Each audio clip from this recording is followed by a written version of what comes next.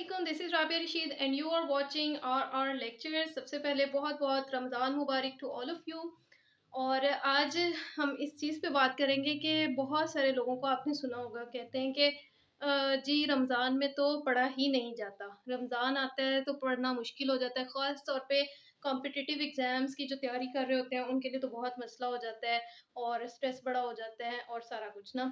तो मैं उसके बिल्कुल अपोज़िट एक बात आपको बताने आई हूँ, वो ये कि रमज़ान में ना आपकी प्रोडक्टिविटी बहुत ज़्यादा बढ़ जाती है और उसमें बहुत सारी चीज़ें ऐसी हैं, कोई जो है माने या ना माने, बिलीव इट और नॉट, लेकिन इसमें आपके टाइम में, आपके इंटेलिजेंस में, आपकी अचीवमेंट में बहुत ज़्यादा बरकत आ जाती है और वो अल्लाह की तरफ से आती है।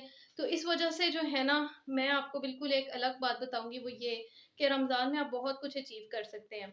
सबसे पहली चीज़ जो आपको यहाँ पे नज़र आ रही है वो है हेल्थ। हेल्थ आपकी कैसे अचीव हो सकती है कि मतलब फ़ास्टिंग के तो बहुत सारे बेनिफिट्स हैं ना, लेकिन हम तो अल्लाह ताला की रज़ा के लिए रखते हैं। अब अल्लाह ताला जो हैं वो इन रिटर्न आपको बहुत कुछ दे रहे हैं, अगर आप अल्लाह की खातिर कुछ काम कर रहे हो, तो उसमें एक चीज़ आपकी बेटर हेल्थ भी है। और हमारी एक टीचर होती थी, वो ना कहती होती थी कभी-कभी कि जब भी मैं फ़ील करती हूँ ना कि मैं प्रोडक्टिव नहीं रही या मेरी रूटीन ख़राब हो रही है या मुझसे चीज़ें नहीं हो रही और मेरा माइंड जो है उसमें क्लैरिटी नहीं है, मेरी थॉट्स फ़ोकस्ड नहीं है, तो मैं रोज़ा रख लेती हूँ।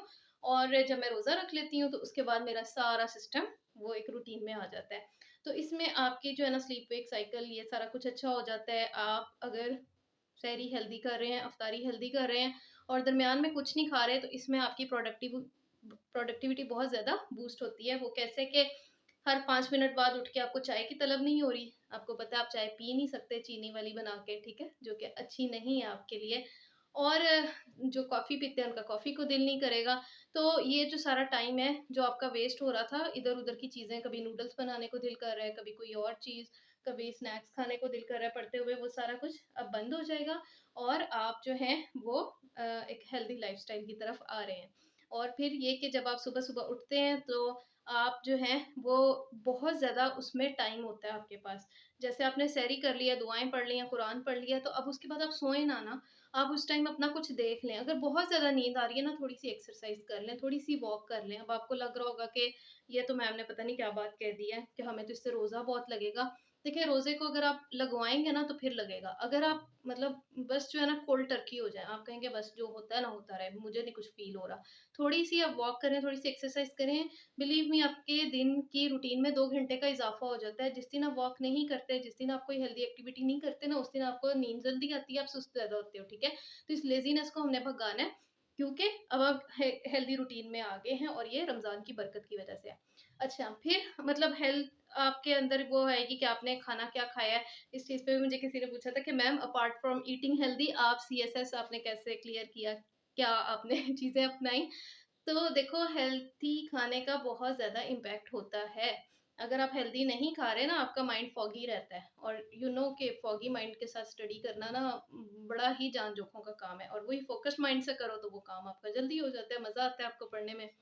अच्छा जी, ठीक है, फिर हेल्दी रूटीन कैसे आएगी? व्हाट यू डू, इसके ऊपर भी असर पड़ता है, व्हाट यू डू इससे हेल्थ पे भी असर पड़ता है, ठीक है? जब आप हेल्दी खाना खाते हैं, अच्छा खाना खाते हैं, हलाल का खाना खाते हैं, तो उससे आपकी थॉट्स पे भी असर पड़ता है और थॉट्स को खुद भी चेक एंड बैलेंस में रखना होता है और इसके साथ और भी एरोज़ लगते हैं, जो कि आप लोग मुझे लगा के तो बताएँ, आप कमेंट्स में बताएँ कि ये जो किस डब्बे के साथ कितने और एरोज़ लगते हैं कि उसमें क्या-क्या चीज़ें डालेंगे, तो इससे क्या-क्या आउटकम्स आएँगे।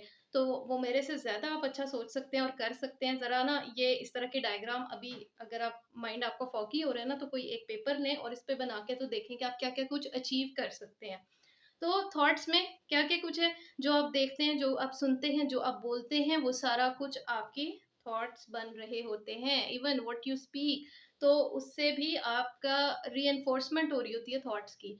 तो उसमें जो है ये है कि हर चीज़ हम सोच समझ के करें, क्योंकि रियलिटी इज़ के हमारे बोलने, सुनने और देखने की चीज़ों से, जो भी 5 सेंसेस हैं उसका, और जो हम खा पी रहे हैं और जो सोच रहे हैं, हमारे थॉट्स पे बहुत ज़्यादा असर पड़ता है। और जब थॉट्स पे असर पड़ता है तो उसका एक आउटकम निकलता है। हम वो कुछ करते हैं जो कुछ हम सोचते हैं। अगर हम फेलियर का सोचते हैं तो हमें फेलियर आउटकम मिलता है।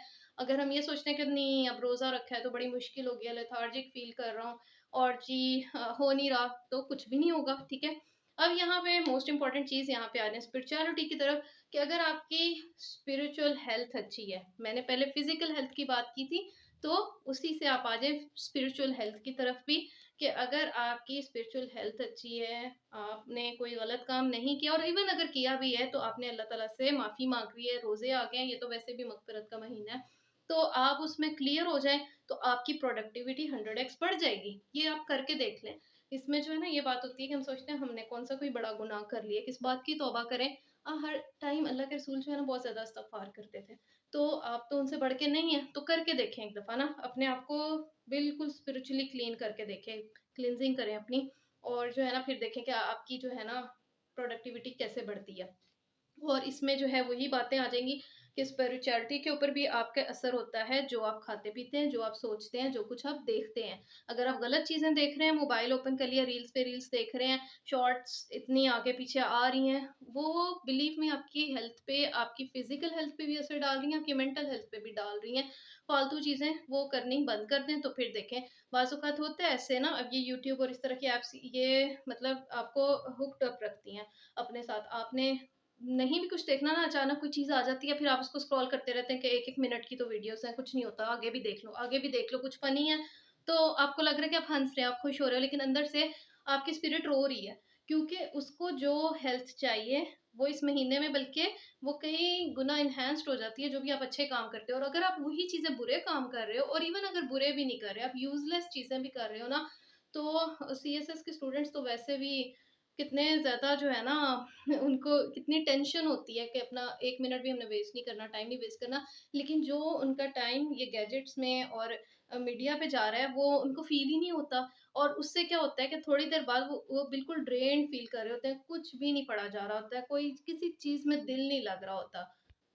और यूँ लग रहा होता है कि जो ब्रेन फॉग है ना, वो हर चीज़ पे आ गई है ऊपर, और बस जो है ना अब समझ नहीं आ रहा कहाँ छोड़ा था, क्या पढ़े हैं, चलो आज का दिन छोड़ दो, कल नेक्स्ट डे है। अब ये काम ना रोज़ों में तो बिल्कुल नहीं करना, ठीक है? रोज़ों में जो है ना, जो ड्रामा, सीरियल, जो सीज़न वगैरह सारा कुछ था ना, उसे बंद कर दें। इंग्लिश अच्छी करने के लिए भी सीज़न्स देखने छोड़ दें, कुछ भी ना करें आप, ठीक है? न्यूज़ आप सुन लें, ठीक है? अच्छी न्यूज़ सुनें, इंग्लिश में न्यूज़ सुनें, बाकी चीज़ें आप पढ़ें, बुक्स वगैरह, लेकिन जो है ना, अपना टाइम नहीं वेस्ट करना। उससे ये होगा कि आपकी ये जब सारी चीज़ें ठीक हो जाएँगी ना, अलाइनमेंट इनकी सही हो जाएगी, तो आपकी ability to do the things वो बढ़ जाएगी, और आपके पास छोटी-छोटी जो है ना पॉकेट्स ऑफ टाइम निकल आएँगे। अपने सारे दिन का स्केड्यूल एक बना लें, कितने घंटे सोना है, नींद भी कम कर दें, और इसमें भी बड़ा मैजिकल सा इफ़ेक्ट आप देखेंगे कि रोज़ों में आप कम नींद लेके भी फ्रेश होंगे, अगर आपकी चीज़ें ठीक चल रही हैं। ये सारे जो बॉक्सेस मैंने बनाए ना, अगर ये सारा कुछ अलाइन्ड है ना, मेरे साथ बहुत दफ़ा ये होता है, जब मेरे पास मतलब इनमें से एक भी चीज़ मेरी ख़राब चल रही होती है ना, तो वो एंग्ज़ायटी और डिप्रेशन का आप ना पूछें क्या हाल होता है। आपकी ऑर्गेनाइज़ेशन ख़राब हुई होती है, चीज़ें बिखरी होती हैं, और कुछ करने को दिल ही नहीं कर रहा होता, कोई एक्टिविटी नहीं होती, और बस जो है ना आप एक बस मंडेन रूटीन टास्क कर रहे होते हैं, और उससे आप कुछ सीख नहीं रहे होते, कुछ कर नहीं रहे होते, कोई बेनिफिट नहीं हो रहा होता किसी भी चीज़ का। तो ये सारी चीज़ें एक अच्छे तरह से इसको ना बल्कि बना के एक देखें, और इसमें आप और ज़्यादा एरोज़ लगा के तो देखें कि किस चीज़ का किस चीज़ पे कितना इम्पैक्ट है, और इनकी रेसिप्रोसिटी भी है आपस में। तो ये जो है ना क्या चल रहा है, और आप अपने आप को ज़रा जो है ना आप तसल्ली से, क्योंकि अब तो कोई पेपर्स नहीं है, कुछ नहीं हो रहा आस-पास, तो आप जो है ना ज़रा रिलैक्स होके ना, तो ये एक बना के, और अपना जो है ना माइंड एक पेपर पे रख के, तो सोचें कि मैंने किस चीज़ को बेहतर करना है, किस चीज़ को कैसे बेहतर कर सकते हैं। और अगर ये वीडियो आपको पसंद आई है, और इसमें आप कुछ और एडिशंस भी करना चाहते हैं, आप कमेंट्स में लिखें, क्योंकि मुझे पता है कि इस एज में जो आपके पास आइडियाज़ हैं ना, वो मेरी निस्बत बहुत ज़्यादा ब्राइट है, बहुत अच्छे-अच्छे आइडियाज़ होते हैं। तो वो आप लिखें कि आपको क्या समझ आ रही है, इसमें से आपको क्या लग रहा है कि और क्या बेहतर हो सकता है, जो आपकी प्रोडक्टिविटी बेहतर हो सकती है उन चीज़ों से, वो बताएँ, वो लिखें। और जो है नेक्स्ट इंशाल्लाह आई विल ट्राई के मज़ीद जो है ना इसको ओपन करके, तो इसके ऊपर भी वीडियोज़ बनाऊँ, लेकिन बस वही बात कि टाइम का थोड़ा-सा इश्यू है, तो वरना मेरा दिल करता है कि मैं इस तरह की अच्छी-अच्छी वीडियोज़ ज़रूर बनाऊँ, जिससे फ़ायदा हो, मुझे भी अच्छा लगे और आपको भी। बाकी तो रूटीन की चीज़ें होती रहेंगी इंशाल्लाह। चलें, इसके साथ मुझे इजाज़त दें। अस्सलामु अलैकुम व रहमतुल्लाहि व बरकातुहू।